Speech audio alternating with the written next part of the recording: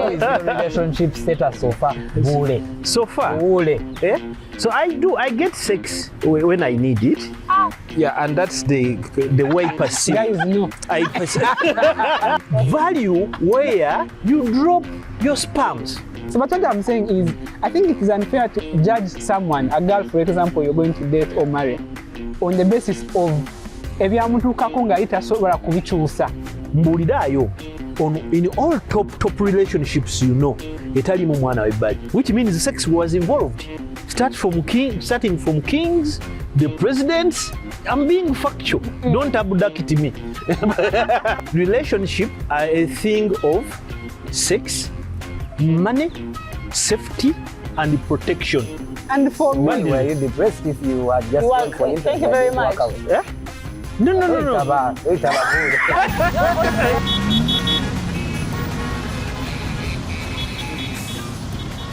You are welcome to Kampala Chats, the third episode of Kampala Chats, with the usual suspects, Lawel and D.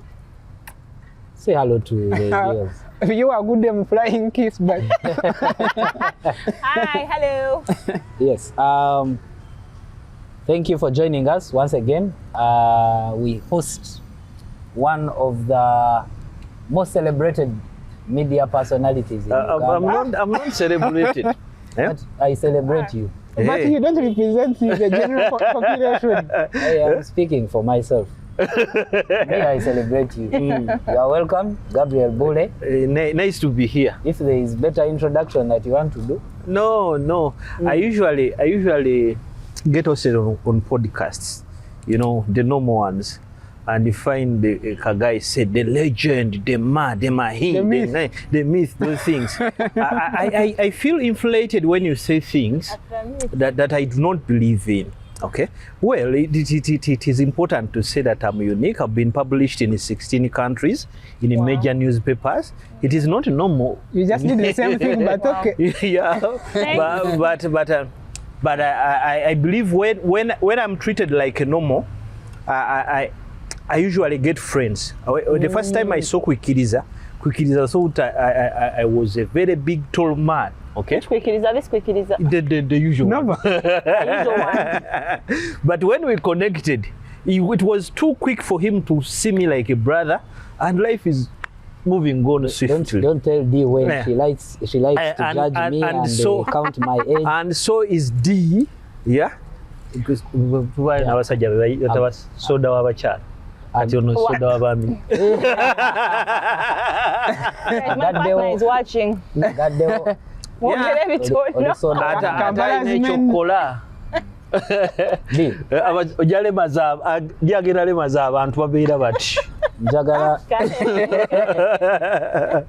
Njagala tutandike conversation. And we are discussing marriage and relationships. Hey, so do you think that's sound creepy? Yeah. Yeah? How is your relationship status so far? Buule. So far? Buule. So I get sex when I need it. Yeah, and that's the way I perceive. Guys, no. I perceive. Okay, let's do this. This show is rated PG-18. Okay, The show is rated.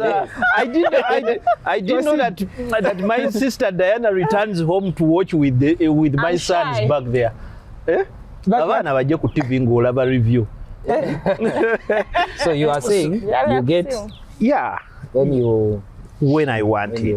Yeah, but you know, I do not know what relationship status is Can that? you relate? No, you can't. The normal one. That's the normal thing of relating with the people. Let me tell you, there is nothing like relating. The history of marriage doesn't clearly explain something called a relationship. So in the old days, for those who read, they will tell you the Hammurabi Code, one of the 200 plus Hammurabi codes. It was a thing. Hammurabi codes.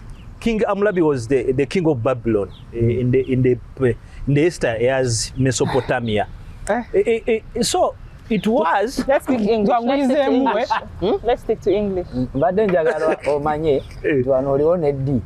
Kati woba oyogera kyotegeeza kakati mu nkola enkadde kujoga ddi nga Kale. relationships were a thing of interests, but in today's world it is a thing of two needy individuals confusing their interests. You think so? Okay, two needy individuals confusing their interests. But Relationship are a thing of sex, money, safety, and protection. In today's world, I call it secondary parenting to whoever holds the bigger cards, the better cards. If I have the money, I'm parenting you.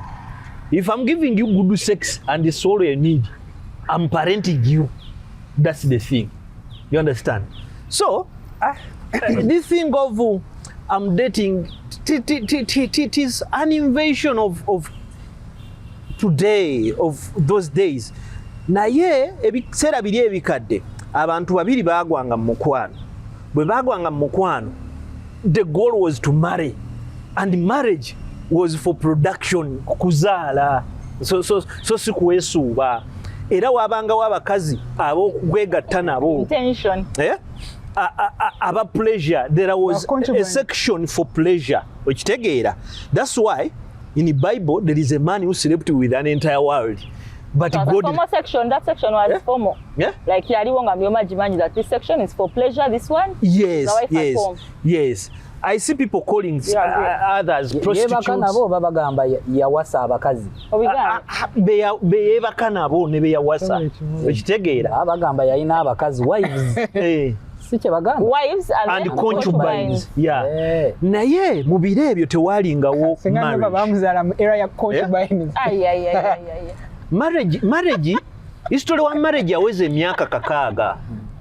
Era embaga eyasooka yabeera mu Sumeria, that is in the old Iraq. Today it is called the Iraq. Abasajja abagikola babanga they call them the Sumerian priests. Okay? Embaga ezo ekyazikozesa nti wajja embaga nga amulabye akoze codes ezifuga property rights, ezifuga kwegamba ezifuga ebintu ng'omuntu owasa kufuna interest. Kati kiki kyakolanga mpulire mu bannankole bannafa abanyankole bayinamu Songa munze. class omuntu n'agamba nti eyo family ntuufu. Kati mwensi eri enkadde mwafunanga kavuka kamwe ke muteeseteesa akaavu ne mugamba Buule bw'awasamu eno family tuba tukoze eki tugiyingiddemu, and you tap on the blessing. Ne bali babanga barandi graba be balina amateeka be basiba. Kati gwe nga ofunye sexual power, sexually transmitted powers, nga omusizinga all differences. Okay? Kati abalala abakyala bali atabavanga mu family nga bwajjanga agamba naye nze naasigaza ki olw'okwagala okubeera ne properties zo biki ne muteekawo ki obufumbo.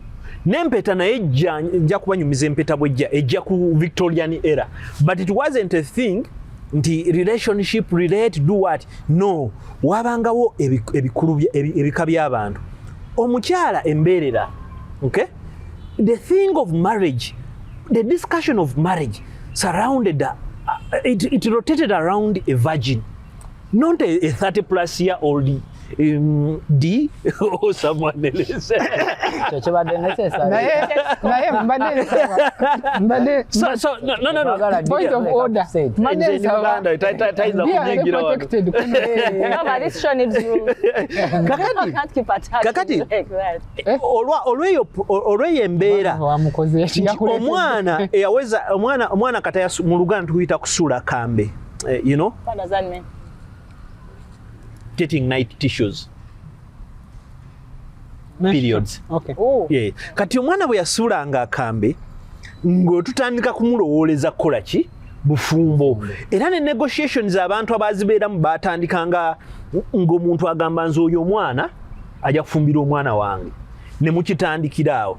But we had a section of the wasted women and men who were not supposed to marry. Okay? How was that Marry determined? or be married.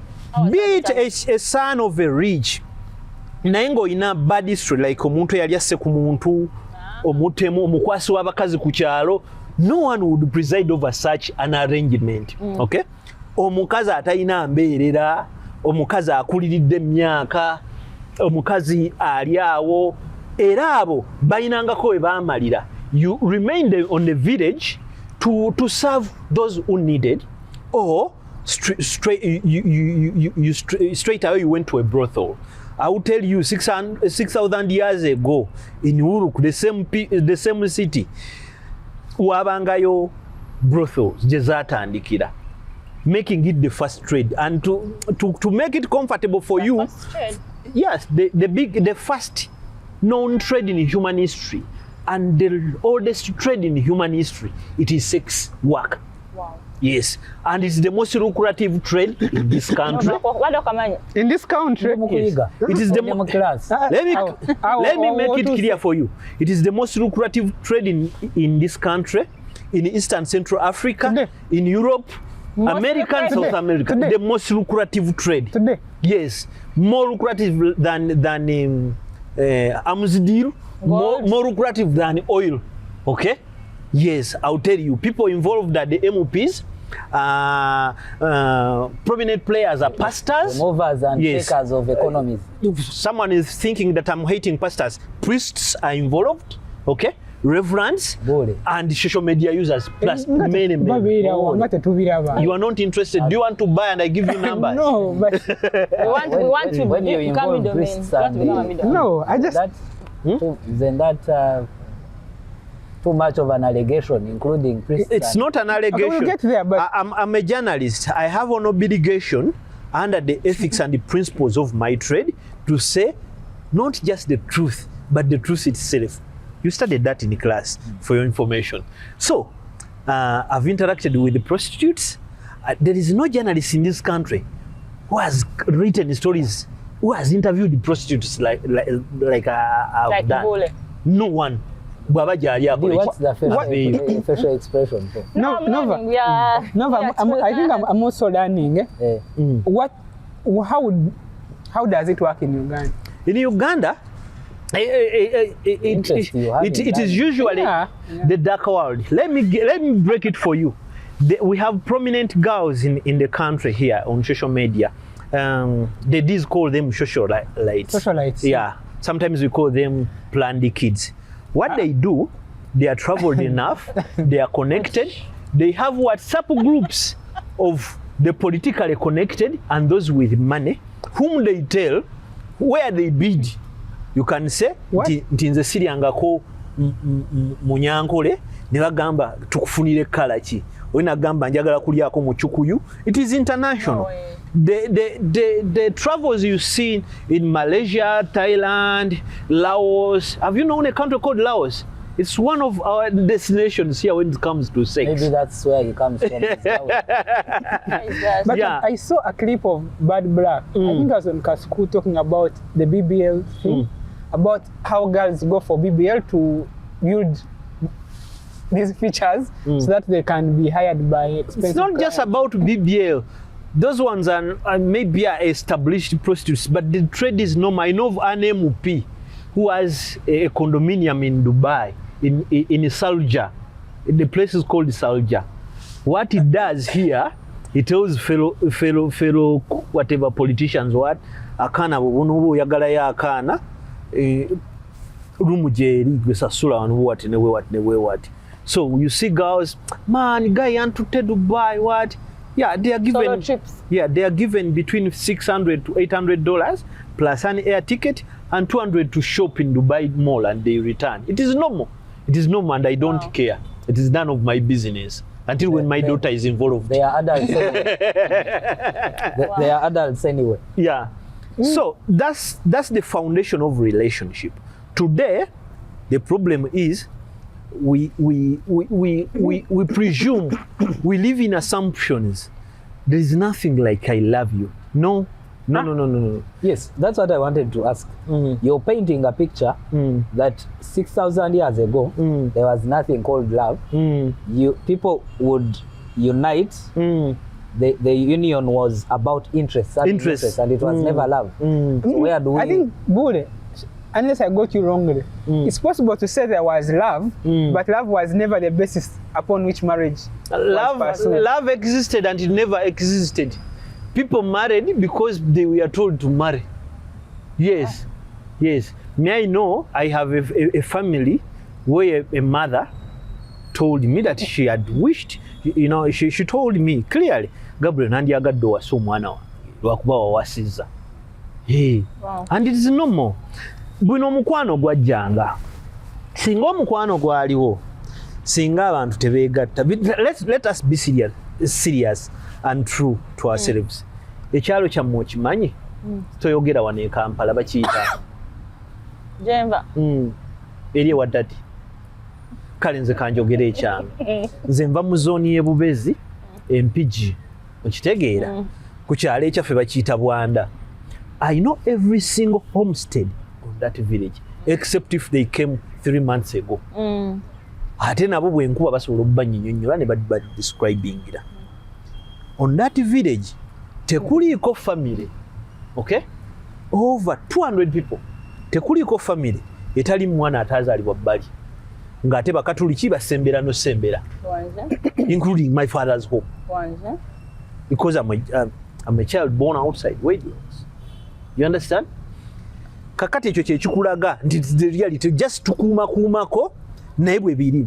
In this country, mbuliraayo in all top relationships you know, etalimu mwana w'ebbali. Which means sex was involved. Starting from kings, the presidents. I'm being factual. Don't abduct me. You said presidents. Yes, presidents. You know? These things happening. Proceed, but I'm telling you, if we are to go by the assumption of how love is mirrored by the deeds and the mirrors of this world, it wouldn't exist. Because, let me tell you, abantu balina abaana ebbali era beebaka. Nkitegeera. Era omuntu bw'anadda nze sigatta musajja stupid by the way. Actually, let me tell you this. In my entire life, one thing I regret is not cheating. I regret not cheating as a married man. Why? It's one of the things that I regret. Are we going to cut out that part? No. Huh? Why do you regret? Why do you regret? No, you will attend the book launch. Me and Bull. Okay, let's generalize. Why do you think a man should cheat? Why would you advise him? Why would you regret not If you're cheating? regretting, you're literally saying that You should have cheated. you should have cheated. So why cheating? I'm not encouraging cheating in general out of principle. But if you can, do it. Why? It takes a fool to put their eggs in one basket. You have to be with a second alternative. You have to be with an exit How plan. about for women? If you want, do it. But For Bull, women. Yes. okay, Bull, let's start from here. Because at the end of the day, they do it. They do it. Bull, let's Okay? start. Do you know it hurts to notice that I've been feeding an adult. I've been fending for an adult who has been sleeping around like a dog.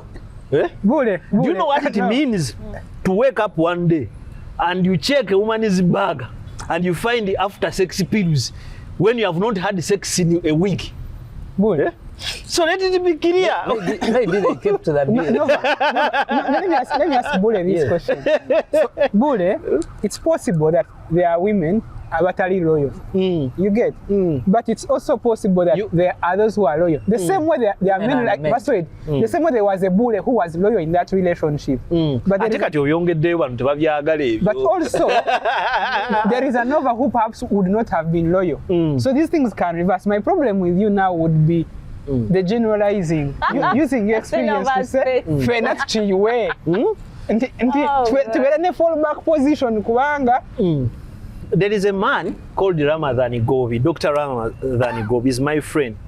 One day, we are talking politics before he even became what he was. Yes, yes. I was at a newspaper where he was a manager. It's called the Sunrise newspaper.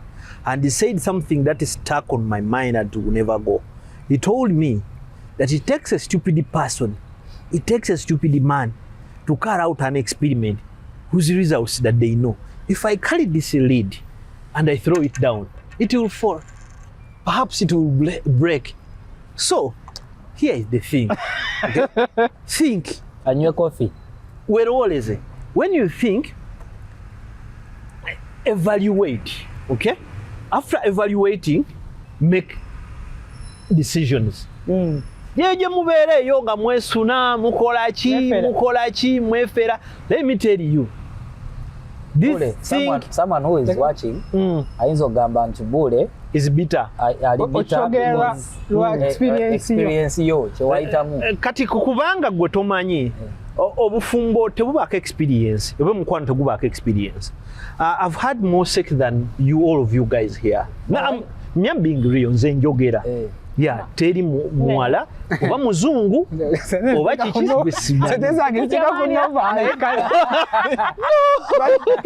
it's not a competition, but I'm telling you the facts.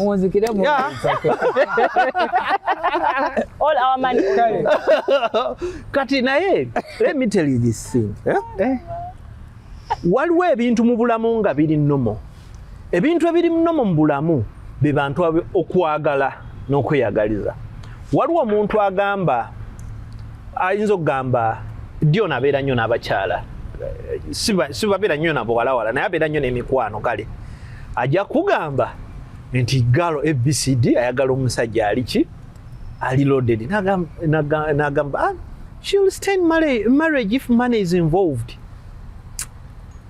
We know kati nze kambabuleko ekyokulabirako kye mutajja kuti I have a friend bamuyita Professor Badru Tunkaterega. I call him a father to me. This is a man whose children abato tebasomera nko musomero lya gano ge musomera muzima milioni 2 milioni 3 okitegeera yakerako olumu nesigalako mu ofisi ye katono nemuga mzeyi ng'osirise nangamba omanyi okubeera ng'olina omwana gw'osinga okwagala ng'obudde omwana omwagala n'omuteeka mu ssomero lyesinga okuba expensive mu Uganda naye results ne zikomawo nga si wuwo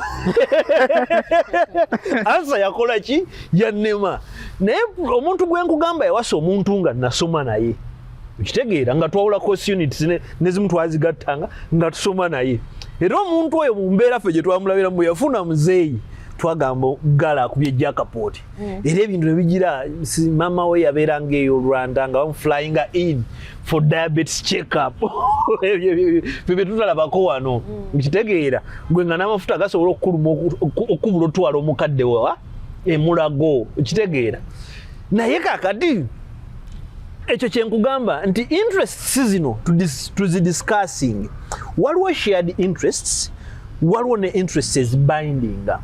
Let me tell you, if we are to zero it around money, ne mana ina watuka kubanga we've seen problems in families where guys count money and get tired. Yeah. Okay, we've seen problems in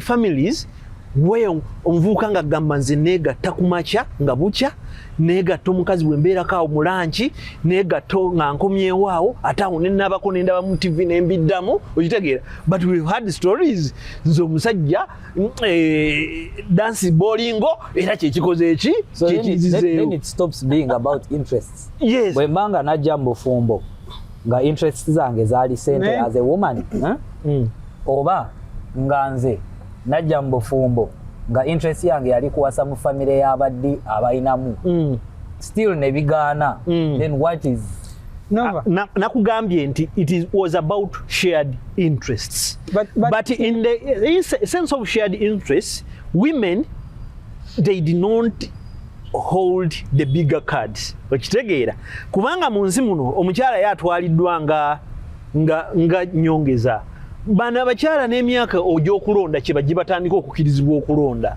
mu Bible abantu bajja gamba hey, women what even in the Bible in the census buli wosanga Bible wabala abantu 10 wabangawo 2 kubanga abakazi tebaba balanga. Misogynist. No, I can't be a misogynist for telling you the facts. No one counted the women in the Bible. But okay? that Women did not have voting rights in the most in the most quote democratic country. That is the United States. Even in Britain, those things are new. You understand? So because of that thing, abakazi babeerangawo kyova owulira nti n'ebintu ebyabaerangawo. Abakazi babeerangawo wano mu Buganda omukazi teyalyanga nkoko. Okitegeera we babakkiriza ogiryanga talya nkoko nkulu. Okitegeera wano Buganda bwerevetingangako bakazi batono banjawulo abakyala abasamiza abatuulako empewo abaana ab'olulyo olulangira n'abazaalibwa ab'olulyo olulangira. My clan was the first to elevate a woman, and which woman in Nansubuga, the 8th child of Gabunga, the great grandfather, the person who started the Great Mamba clan where I come from. But why did they elevate Nansubuga? Because she was masquerading as a spiritualist, trying to tell kings what to do, trying to mix apples to help lawyers from not dying from how do we call it, gonorrhea. I think she was just a brilliant woman who used to tell kings. Neka kati ekikubwaza mukazi oli nkuwadde eddagala naye tomuddako sigala n'ono. Just common sense. No. You understand? Muyona Buule byayogedde nze njagala kumanya ddi kyalowooza ng'omukyala. I also don't like the fact that of all the discussions we've had, discussion, you know, D is choosing the safe corridor. Di alina okwogera. Totya tebiriimu muntu yenna. Ali mu safe corridor. This is not allowed, guys. Tetujja kukkiriza Buule okwogera ebintu ku bakyala nga Di waali n'atayogera. So, I will talk later. So bwe tutunula mu banaye tukikkirize nti obufumbo bwonna buli mu away from whatever I've told you. Marriage is a thing, or relationship as a thing of shared interests. It takes a miracle. It takes isolated cases where you find love involved. It exists, there is a friend of but mine. on rare occasions. There is a friend of mine. You've never fallen in love? You've never been in love? I have ever. He has, that's why he was not cheating. Yeah. The problem. Yeah. The girl. I had a girl. We still talk very many years ago, which was the girl whom we first had sex with. We had our first daughter. Yeah, she's called Sumaya. Kubanga mwagala nnyo nantegeera. Those days I used to like a baby cool, and she named my daughter Zuena. Nemugana nedda tebakola bwe batyo. And I changed her name. Okay, I named her after author. She's called Audrey. Yeah, there is a French famous author. You know, Sumaya comes from these families of.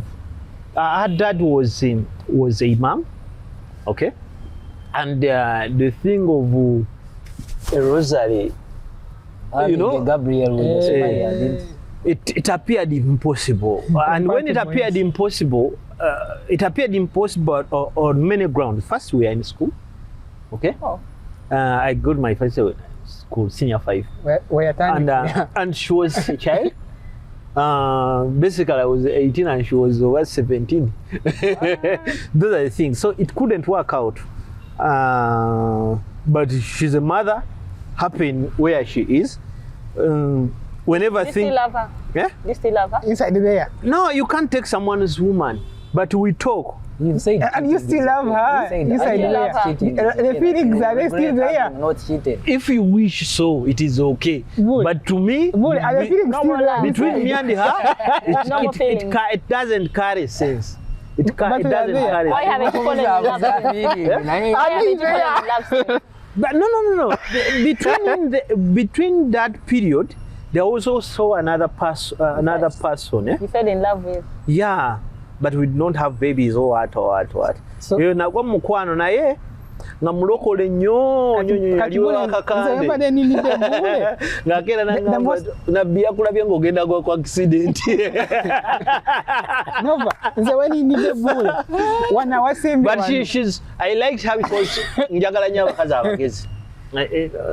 omuntu omugezi you are sexual sapio. Omuntu omugezi amalamu. Ebintu mbize mu naye ate nyina obuzibu ntino when it comes to things of choosing bano betube mendinga nabo ngenda okumaliza nga ate ndabye bwatunula ekitegeera kumaliriza nonze beeru Buule what watandikidde watugambye it's partnership. It's about interests.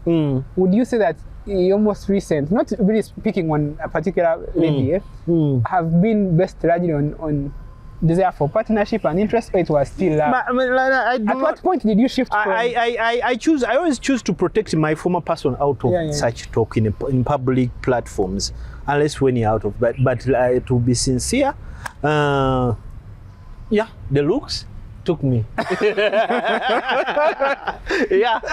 Ebirala nalizonera Buule is an honest person. I think you're a very honest person. Yes, the interest zibaawo osanga omuwala. Now let me tell you, I always see I like D. For those who don't know. But we haven't met many times. You like her on the face of it. Mukwano gwa era muyita sister. Namuganda wo. And to be sincere, that can't be. Dina kamusisinkana in real life 3 times. 3 or 2 times, I think. Isn't it? Yeah. 3 times. But let me tell you, I usually see people simping on social media, ekyana ekyo. But I'm telling you, abantu bonna aboogera kukukwana ddi ku social media teri amwagala.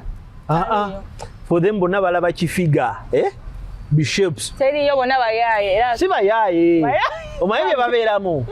Let me tell you, nze kankubule omwami. Naye nange no babonye bonye.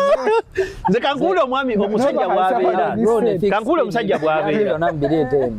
Abasajja sexy waffe abeera ku maaso si nnyo mu birowoozo. Kati nabuuzaako omusajja omu yabeera nnyo nga ayogera ku ddya ekyana kino. Ne mubuuze naye omwana oyo kinaŋŋamba kituufu. Ne ndabira ddala ng'ono ayambudde omuwala gw'alabye ku social media ng'alaba wali gutokota. Kitokota ne ngamba okay, kati ono bw'afaanana. Kati interest zaabo b'olaba balaba ekifaananyi. They don't see you with clothes. You know? They see themselves sweating. We are going to cut out that part. I'm being sincere to you. Yeah? Kakati. Eyo byogerako ki? Kakati, that's the thing. Mulimu abantu nga bw'alaba omuntu kyalaba alaba lineage abaana biki. I have a person lately that I talk to. Nova is aware, but Nova doesn't ask questions. Akulabikawo nga bw'oli. Naye mukwano gwa Nova Alton yambuuza omuntu oyo kiki, ne mugamba omuntu ono mugezi. Naye waliwo dokita omu omulala yaŋŋamba, actually Dr. Katumwa yaŋŋamba muganda munnange ena upgrade nene wana abaana baffe bagenda kufaanana bulungi. Kati eyo interest ekola ki? Reka malize. Interest zibeera ku bino ebintu. Interest omuntu bw'ofaanana. There's so much to cut out. Negwe Buule ekidala kikubako nga bwe kiri. Omuntu bw'afaanana. Abantu kati mu society mwe tuli.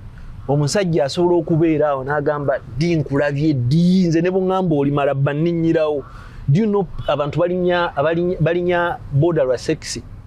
Nze waliwo akawala ke nayagala mabega nali awo. Nalinya boda kasulanga eyo olaba nga kwesefusa eyo. Mbuya? Entebe. Muganda wange nalinya boda yankuba amatu. Ngufachi. Ngufachi. Around ndoza 2017 boda yankuba amatu nengenda nendya akantu kumpi na SFC until I know nga omanyawo mu maibu mujana kanga but I've been liking you, but you know I think you shouldn't get annoyed. I'm into girls, but nawulira ngamfa ninga wakati wangu kati that's life. Buule. Nentuuka n'okukala ng'aka nakaninyisiza booda yange yamutwala oba gyali mitwalo ebiri. Otuuka nga tokyawulira watitwate. Buule. Tulinyanda booda The point I wanted to make Anyankole banna. is a friend of mine. Bakoze eki? There's a friend of mine. Mbadde kusaidia. There's a friend of mine who was kind of giving me advice. We were talking about these things of relationships, marriage. The guy was telling me, Nova, towasa muwala ava mu family enjavu.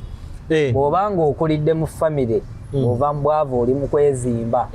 You're trying to get to change home. Don't get another burden of a wife.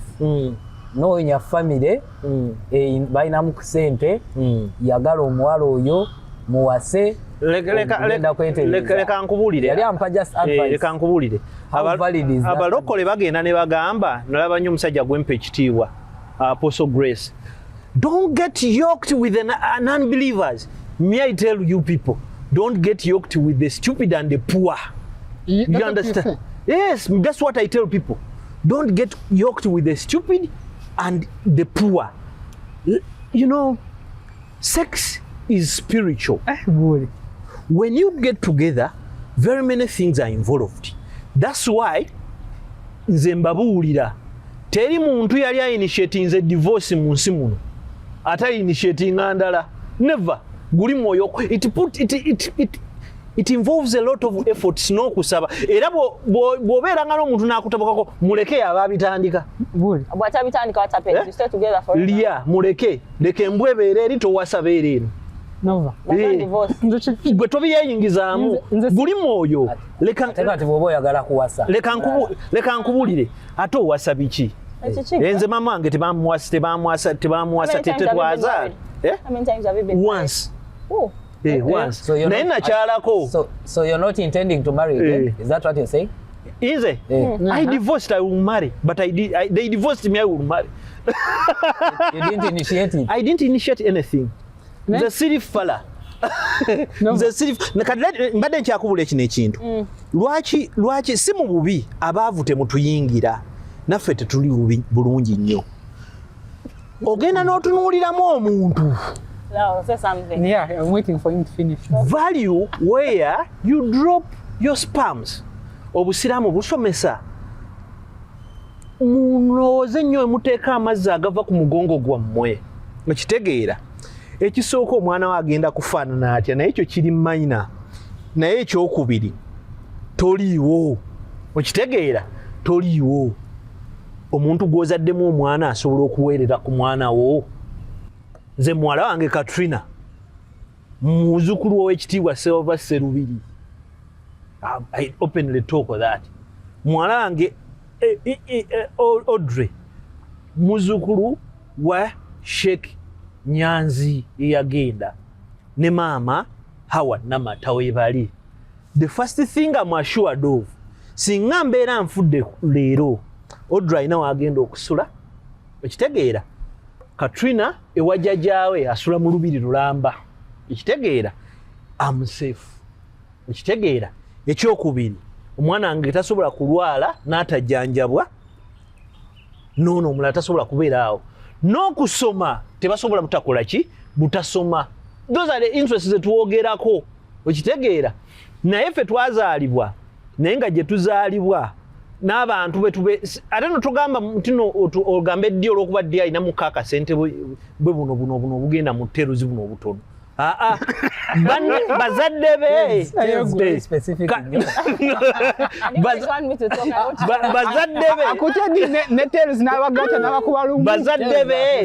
bazadde be aba abantu bawangala nabo bali batya. Okitegeera bali batya kubanga nze njagala okubuulira ebukojja bwange yali omugagga yali jjajjange Wilson Buyondo yafa. Mama wange ng'alinamu akasente akake naye ng'ambamu nti olunaku singa taata yafa nga tuli ne maama kiki ekyalibaddewo naye ogenda okitunulamu nga Dr. Katumba mukulu wange oba maama Penny Nabasisa Lwanga wali naakulabye bangi nnyo. They will take care of us. I've been telling, didn't know One of my uncles is a former Museveni minister and is our ambassador in Moscow, Honorable Moses Chiziki. Whatever happens to me, he gets to know and he calls and he questions. Okay? Whatever opportunity comes, he will tell me. Nova.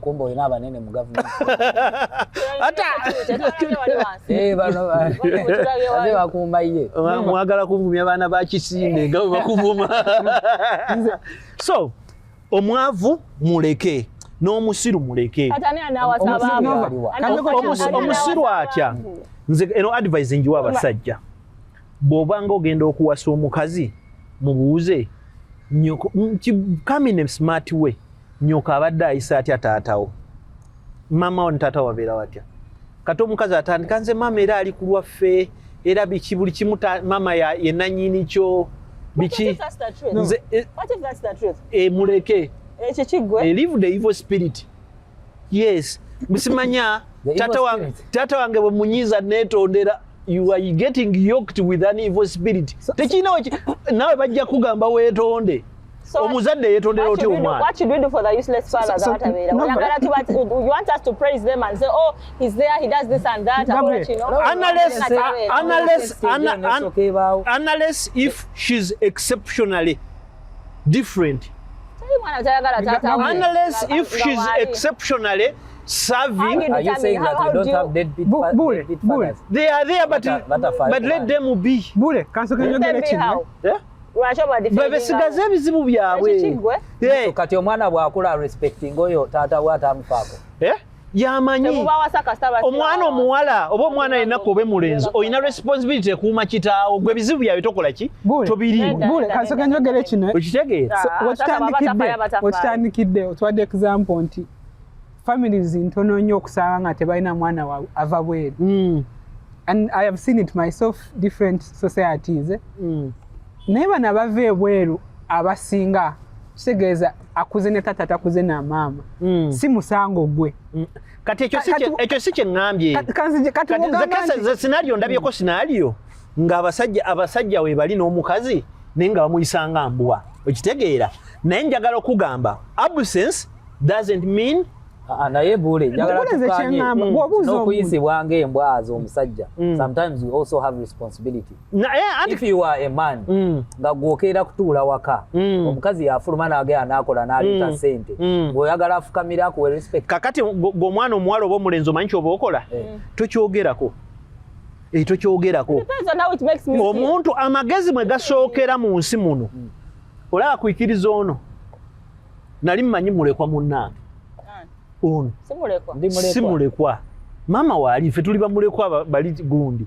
Nekwikiriza bw'aba addressinga maama we n'ebikwata ku famire ye with the respect. Golowooze bamwe teri bizibu. Naye omanyi lwaki?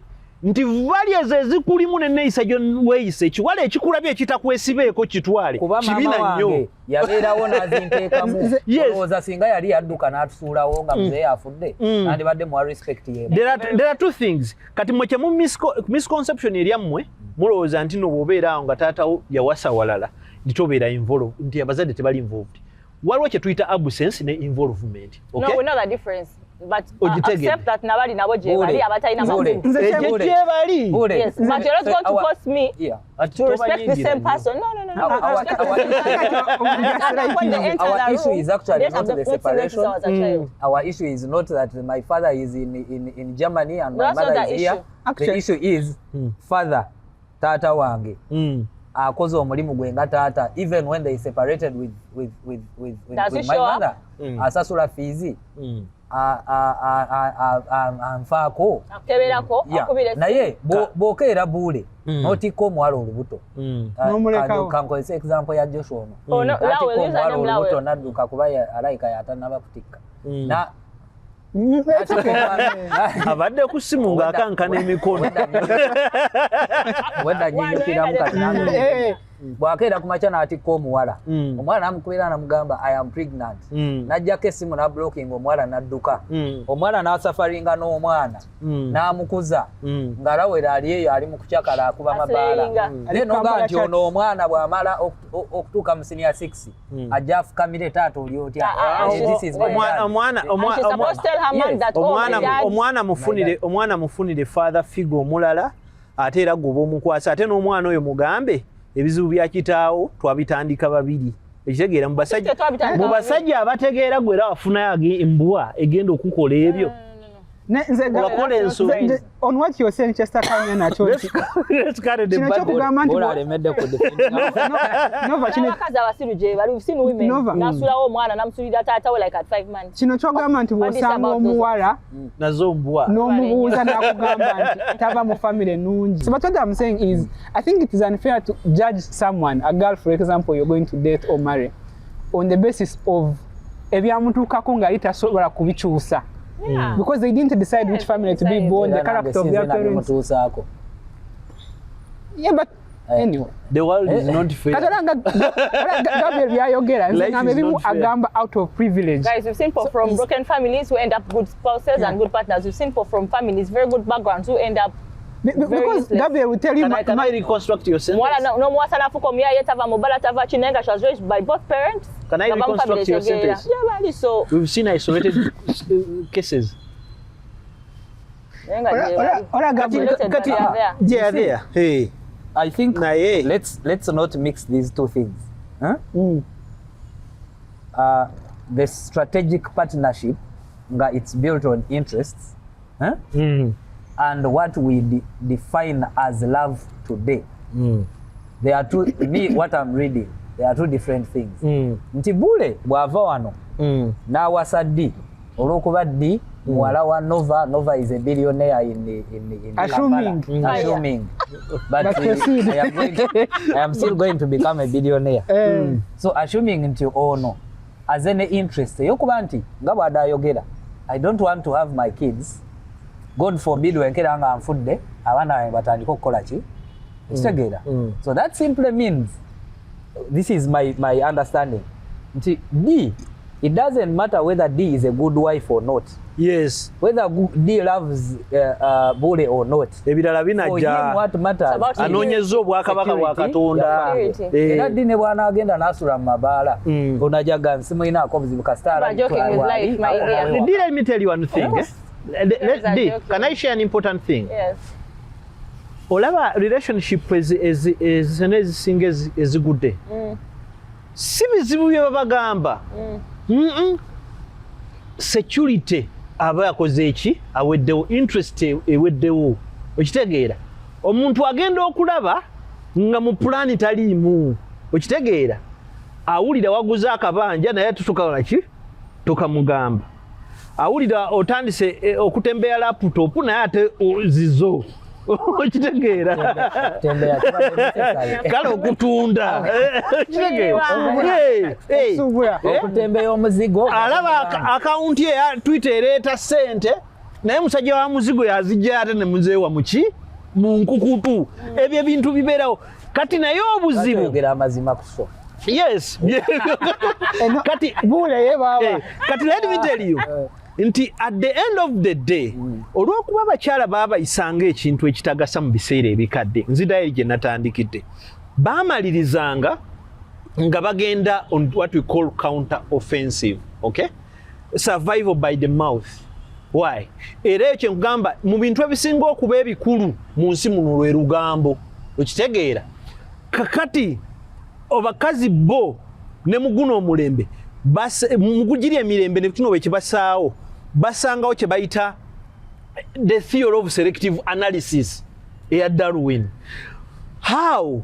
Nti omukyalo olw'okuba bakitegeeranga nti omukazi eyeegasegase talina muwendo, omukazi gwe beebasebaseko talina muwendo, bwe baamukwatiranga mu bwenzi ng'agamba omusajja oyo yankutte, to remain at least with some sense of acceptance.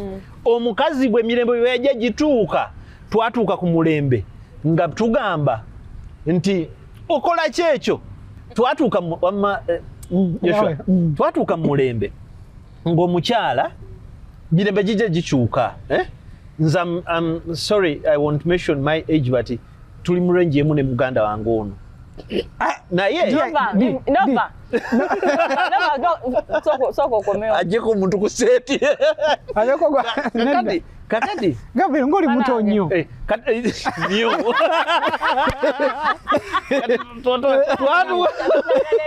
Twatuuka mu mulembe.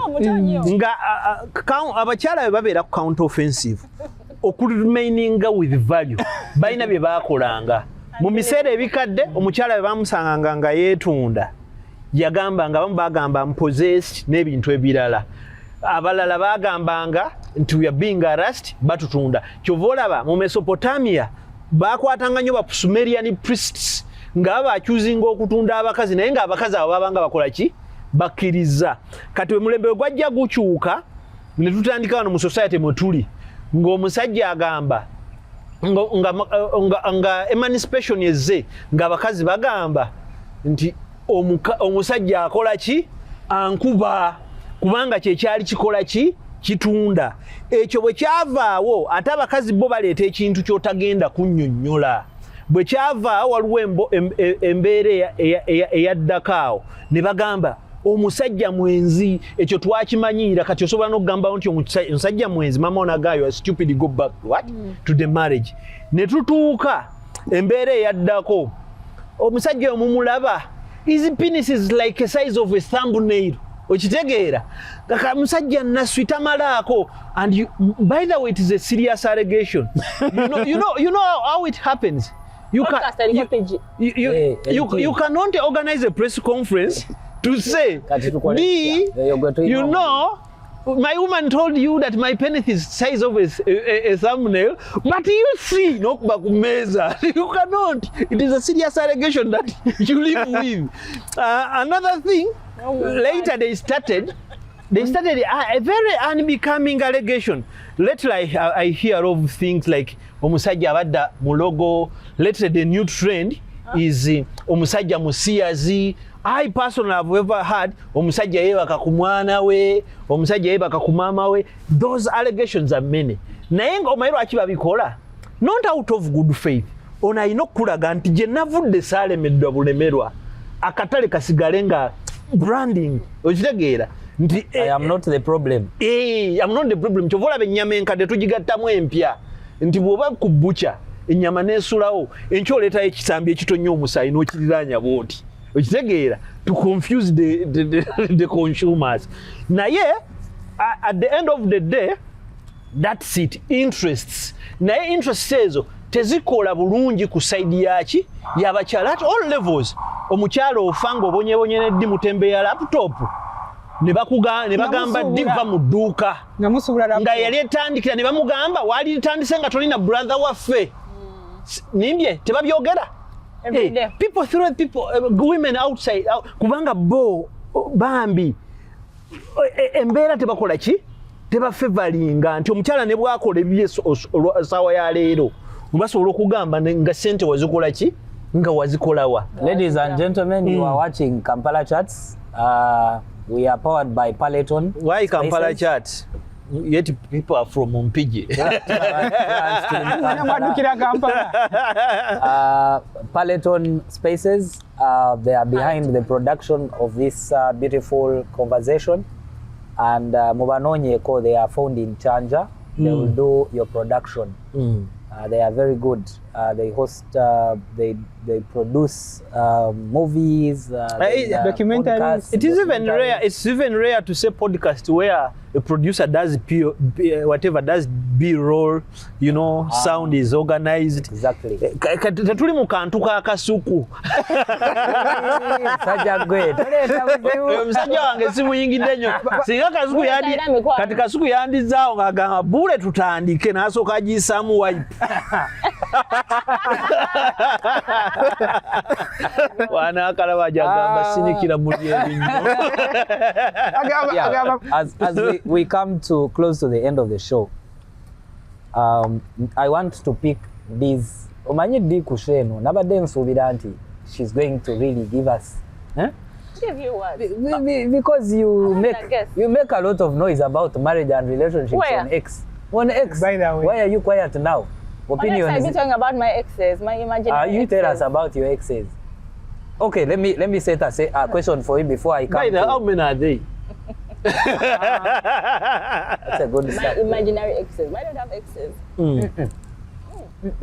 You ask the question. Yeah, the question is- Maybe you should write a book. The question is generally, Never Buule. what do you make of what Buule has said? Most of it is annoying. Yeah, Very annoying. I'm known for that. Most of it is very annoying because it's like he's favoring men a lot. For them, what they do is okay. A man can do this and do that. But when it comes to women, Tomanyi nti babakola emisango. tomanyi nti Buule alina mentorship ya traditional man. But let me Mukkiriza Mario. Eh, let's enjoy this podcast. Togyako kamera tukyanyumirwa. Kakati gwe kati kankubuulira. At least give me one book, okay? I don't read books, but okay. Okay. Scenario. Anything scenario where women were favored. Even the author, I hear the author of what the animal farm. But We are not our grandparents and we are not Okay. our great grandfathers. But when if- you say women are not favored, ajja kuyomba nnyo. Hey. Okay. Nze Buule kamubuuze So kino. we have a That's one duty. sentence. We have a duty to protect women today. I'm not sharing these things to rage bait or to create public outrage or to command you to do what I've said, but at least to have some What's sense. the opposite of feminist? Yeah? Misogyny. That's what it is. I don't know. A feminist can be The man or opposite. man. No, Man or like- woman. No, A no, no. feminist. A feminist Sound is can. not a feminist like for you. You're for men's rights. Chauvinist Man, I'm a what? man, I'm a man, I'm a man. Masculinity. No. What is- A feminist can be a man or a woman. No. Okay, For- but if that's you're not not a what feminist, she then does. what? That's not what What's I'm the opposite asking. of being a What is feminist? the opposite of Misogynist. That's right. If you're not a feminist, what's the opposite of feminist? A misogynist is someone who hates women, right? Let me Google. Buule. Makes prejudice against women. Buule, my question is, because we can't continue to operate on the idea that there is no point in history where women have been on equal footing or have been at a higher footing, but doesn't that provide the very justification as to why we need to put them there now? Because No. There are isolated situations. For instance, I will tell you, when Moses was leaving Egypt back to Israel, you know what happened? He's The a women male were chauvinist. involved. yeah, Okay? chauvinist, yeah. You know, women, what? women, Chauvinist, male He's a chauvinist. male. Chauvinist. Chauvinist. okay, women were involved. Okay, I've seen even the mother of the most popular man in heaven and the earth, that is Jesus, is a woman. Nze nsaba sapule njisaba mukazi. By the way, you people do not know me. You do not know about this. I'm a very staunch Catholic. Really? Though- Sigendangako mu There's a man you got and he started to The looks. become. Wali ogenze. Era mpozi Wali bana- ogenze. The looks. Wali ogenze Kati wuliriza, ku panero. wuliriza. I consume a word, no matter where it comes from, but my identity still remains what? The same. With similar values. Buule, but Nagireseyo nayo nakiraba buli lunaku. Naye consumption ya this specifically yali eyina ebigipika I was very depressed. It was a very serious I was post. cornered, and I wanted the things, words to hype but me. why were you? You see, that's the problem I have with him. I think that his current stand is largely informed by his recent experiences. very much. Because if that relationship was based on just the looks, partnership, interests, I think because when you have a deal and it fails, you move on. But Laba omusajja ebintu byonna atanse He bisa. has a convenience based. yes, kyogamba kyamuluma. because depression Yes. is most times not a matter of material Even loss, now. but it's a disappointment And thing. sometimes It You mean he was Yes. depressed? It's an yeah, I told you Sometimes it it was. is. It was. And for Why me, were you depressed if you had just You gone are- for interest? thank you and very didn't work much. out? Yeah? No. Toyitaba Buule. But let me be clear. Didn't want to go wherever we are, but I didn't initiate whatever Oh, happened. don't go there. Okay? okay, let's go. And there. I'm a victim of circumstances. Are you? Okay? But a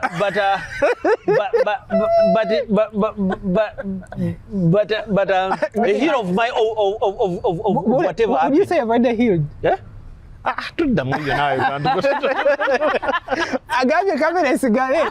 Kamera esigaleko. Tevaako.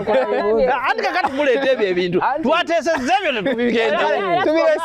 Naye we are not including. But one thing I want to talk about before we conclude, away from Bule's situation, kino kintu kyogamba mbu abantu abava mu bwavu. I think Buule can say that because his uncles, his grandfathers have privilege, decent, like they are decent. Some of us. My father grew up in poverty. Okay, but you have people you can say honorary minister or what, Fetetuli.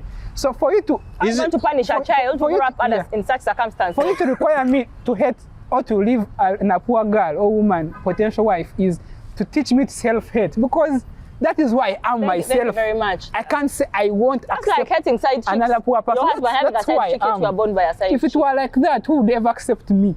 What? Or what's together? No, but I think you're not. You're just not. I think you're not just being fair. But ekere show mwababi. Buule agambye mbu life is not fair. Yes.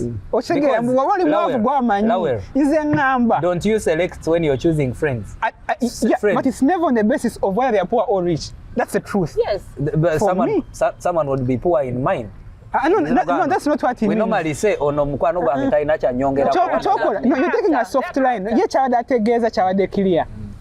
Nti omwana bwenfa omwana onasobola omulabirira. It's not just on the basis of knowledge. It's about When I was sharing these things, I had an assumption of a French saying that is, impossible ne pas français. Impossible is not French, but you know, I put it in my situation that impossible, it's not human, de la humanité. So one thing I tell you, whatever we say or whatever you hear in life, put one thing, ceteris paribus, other factors what? Constant.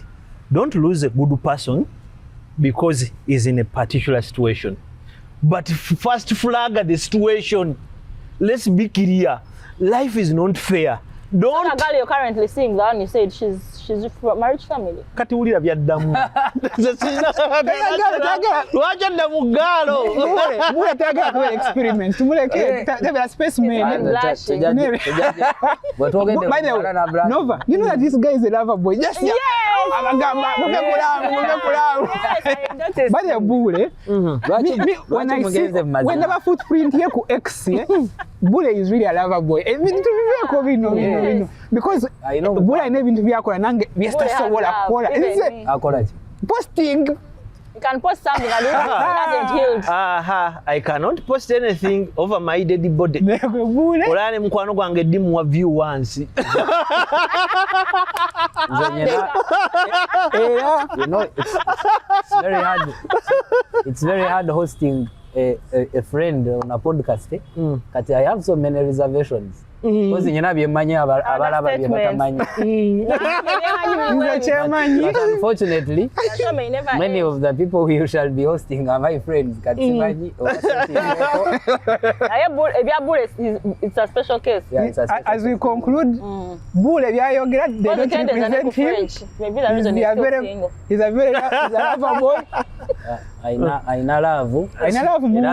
That's why Love emuluma, yemulete yagenda French.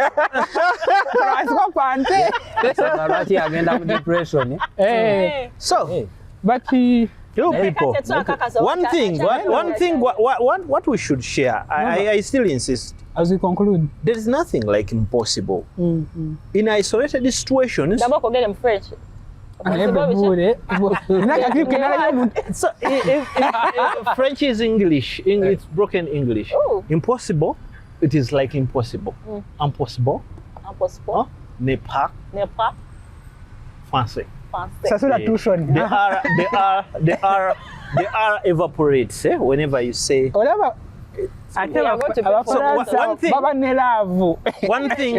thing you should know. In isolated situation where you see you merging, you're matching, choose that. But when it involves choosing interests, do it. You a 45-year-old man, you are there moving around with a 35-year-old woman, a 30-year-old woman. oyo mukulu munno oyo akoze nova kikulekawa oyo you cannot discuss love. You are discussing love with mukola emmotoka aga nkaliddeko mileage mudidi. No. But what if you've gone together? Anti kati mwe mwabitandika luli mu growing ze mwenna mwe mweyagale naye kakati every day abana bawala bamekinga emyaka 18 oli kumukulu munno agenda okunyiga buli kaseera agambe nkulu tenywa kyembadde nsuubira otandikawo neddi tokitandika kati gwe neddi ogwo guba eryo liba ttamiro lyennyini kubanga kati olaba ddi talina mboozi gyagenda kunyumiza talina era kakati kyoli mukola temulina mboozi gye mugenda kunyumya nga muli bafumbo ola kyoli mukola temulina kyoli mukola era mugenda geya batwipu muto wange anti kati ate yakunyumize alina okwashuminga rolo nti ye mukulu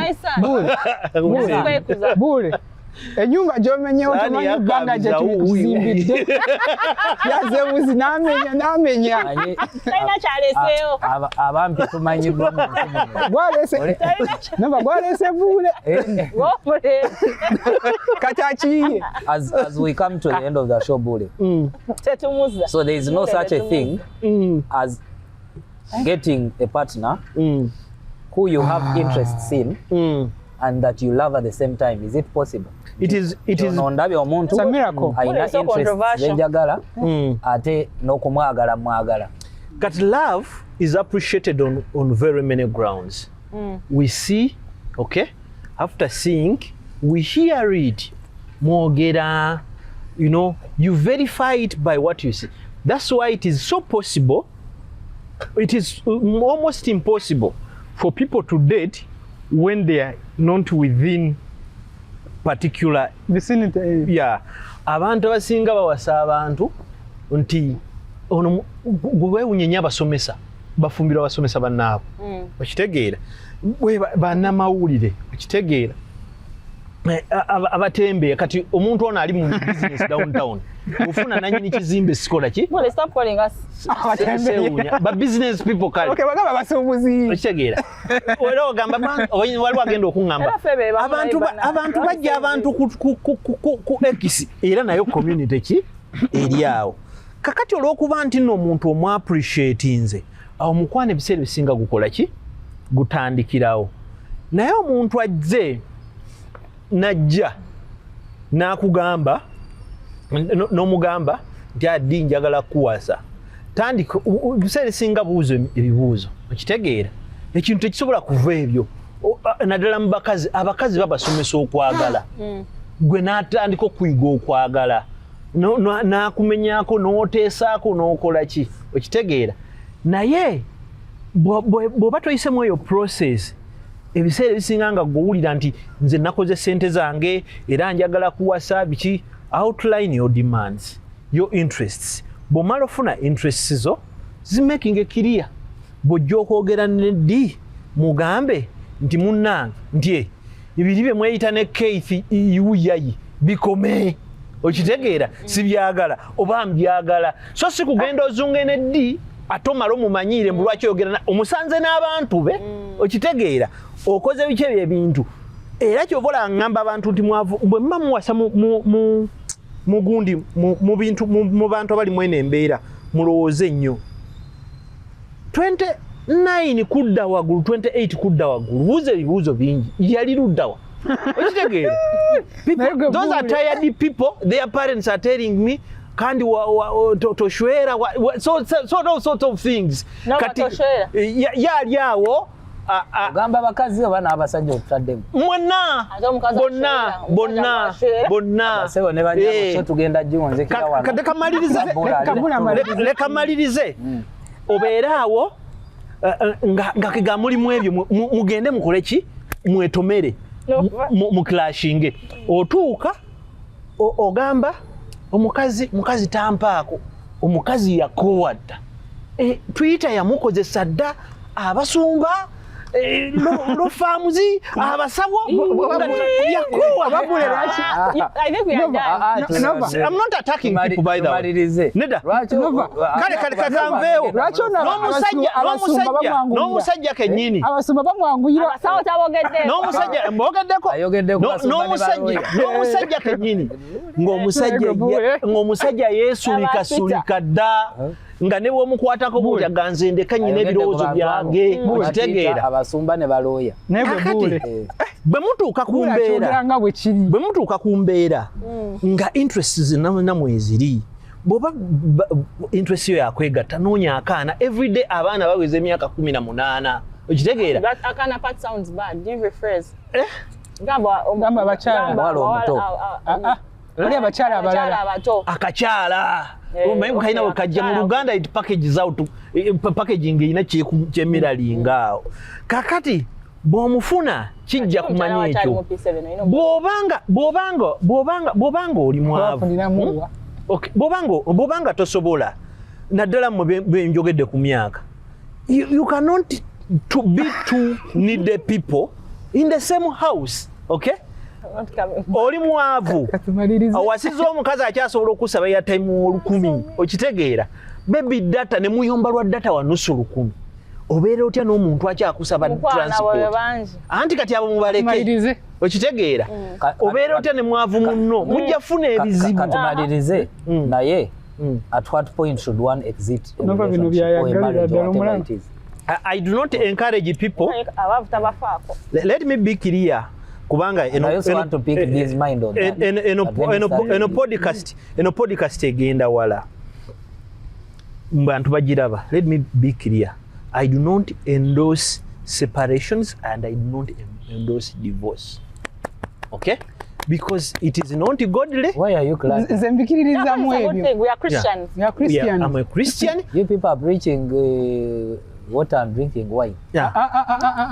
Oyina yotandika.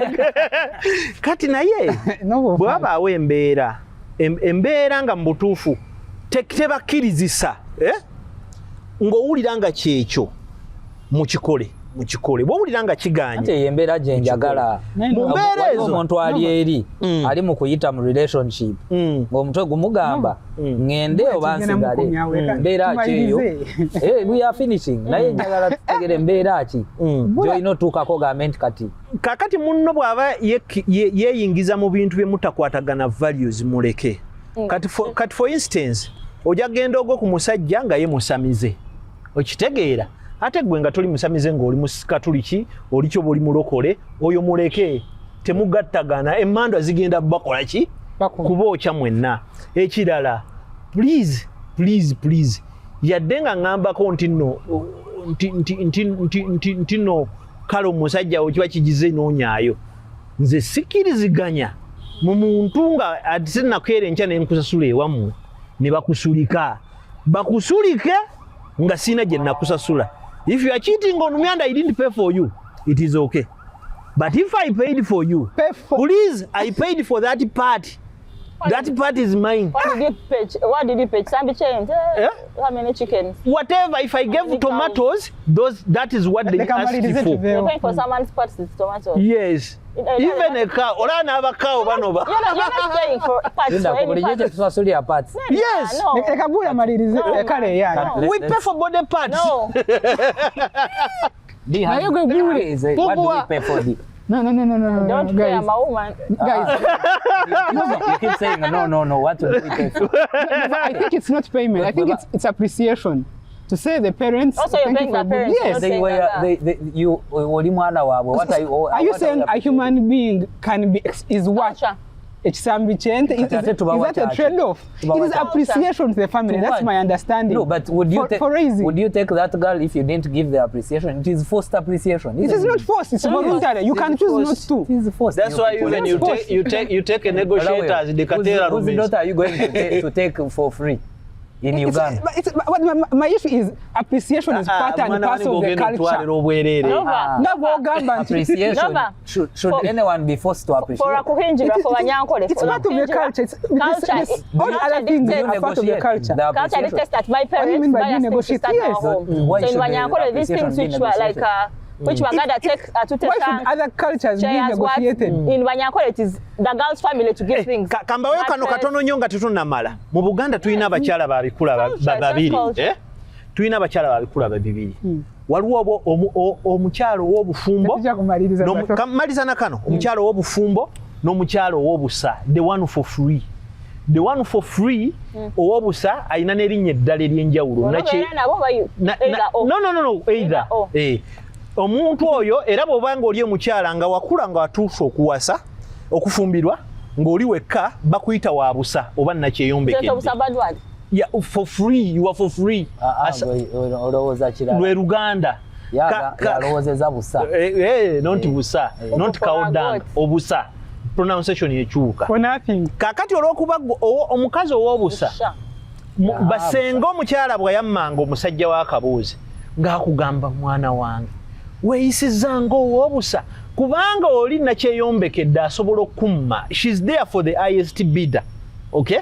Asobola okugamba leero sebo sigenda kukola ki kubeera naye gwe owange ate naawe siremala okitegeera bwe nkugamba jump how high okitegeera spread legs which angle but honestly, okay, let's close, but that would be the same as slave trade, as to say nakusasulira, you belong to me, you can't choose whether to sleep with me or not. I wish we had more time. But we'll have that discussion. No, we have more time. Our culture is like we are slaves to something. We are all slaves to something. For as long as the law, when I come to appreciate your daughter, to appreciate you start telling me, no, I want 10 cows, not 5. Even if you are negotiating a price. Even if I agree with you that the culture is like... No, I am planning on paying it. But I want to agree with him that I have paid. It's not an appreciation. Okay. For me, it's not. Nova, as you conclude, would you accept that even if what you're saying is the correct position of the culture, it will become bad culture, as to say that another human being is worth 5 cows and cannot have choice over their body? No, but you see, that is Bule's. Even him, yes. For as long as we still have that culture in existence, then. But you can't say the culture is bad or is wrong. Let me give you my... the same way, this guy who has read books will tell you slave trade was wrong. I have a daughter. I have a 7-year-old daughter. Aww. But when she gets to a point of getting married, I am not going to ask anyone to pay me anything. That's what they all say until that time to get comes. a good man and stay. Why? Because the culture of dowry and etc. is wrong, right? You'd rather she's free. That is why she can make the choice. That is why he says, if you as the family of the girl have insisted on the wrong culture, then I am buying her. Yeah, okay, but we can have, but now, so we are agreeing now that that culture is bad. And in this yes, age, it is. And in this age where you are the man, you are marrying D, you go there until you know you are paying for the food your people are going to eat, as if I'm visiting myself. You are paying that for... is here in the central. That's what they do. Do you know that where I come from? Uncle Hassan Kasinje was saying that thing that it has escalated to your places. And he was even shocked. No, do you know that where I come from? Actually, you will come as the family of the boy, sit and say we have 10 cows. If the other family wants 20 cows, they will chase you away. Yeah. So you cannot take our daughter. So what is that? Is that appreciation? That's not appreciation. Nova. They are at the end of the day, cows or not someone will mistreat you. So Nova, I agree. Musajja nawe yakunyiza. Ate luli tewayogeranga bubi ku basajja naye engeri gy'ondagamu ennaku. No, but I think for me really it's a matter of humanity. Let me ask you, do you know? Waliwo omusajja omumpi ali abafeminist tebakulya. Let's end that. Thank you for watching Kampala Chats. You follow us. Follow us on our YouTube channel, Nova Conversations. The Kampala Chats. Gabriel Buule was our special guest today. And of course, we had the... And he won't be coming back because of his weird ideas. Yeah, ayogera nyama zimatera.